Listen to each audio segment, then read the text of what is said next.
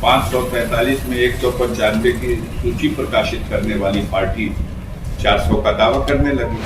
21 लाख करोड़ रुपए का BSNL मिट्टी में मिल गया।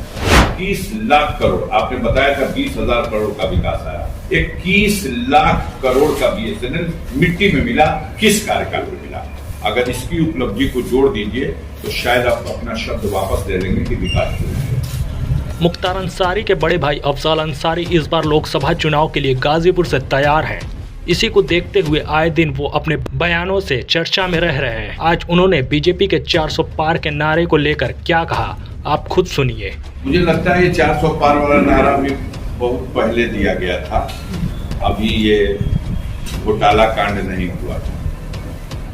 और 195 की सूची प्रकाशित हुई थी सदस्यों की। 543 में 195 की सूची प्रकाशित करने वाली पार्टी 400 का दावा करने लगी।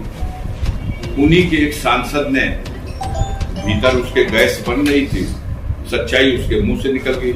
उसने कहा हम 400 सीट से ज्यादा इसलिए चाहते हैं कि अगर 400 से अधिक सीट हमें मिल गई तो हम देश का नया संविधान बना देंगे। ये बात विपक्ष के लोग कहते थे कि लोकतंत्र खतरे में है, संविधान खतरे में है, तो आम जनता को बात नहीं समझ में आती थी। लेकिन अब भाजपा का सांसद खुद ही ये बात कह रहा है। और जहां तक 400 सीट जीतने का है, उसके साथ एक बात और कही जाती थी कि यूपी में 80 में 80। क्या कहा जाए, 51 सीट आई, 51 सीटों के नाम आए, बाकी सीटें अभी तक एक और सूची आई, उसमें यूपी के एक भी नाम नहीं छुए गए। आ जाएंगे, सब आ जाएंगे।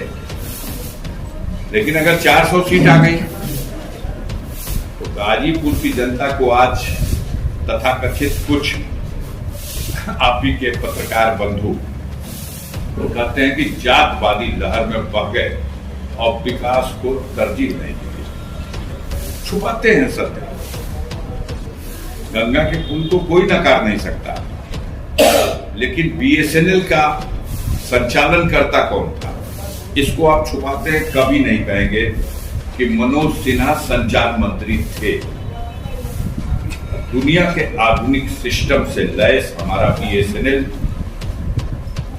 21 लाख करोड़ रुपए का BSNL मिट्टी में मिल गया। 21 लाख करोड़, आपने बताया था 20,000 करोड़ का विकास आया। 21 लाख करोड़ का BSNL मिट्टी में मिला। किस कार्यकाल में मिला? अगर इसकी उपलब्धि को जोड़ दीजिए तो शायद आप अपना शब्द वापस ले लेंगे कि विकास हो। आप उस चीज को छुपा देते हैं, उस पर चर्चा नहीं आने देंगे।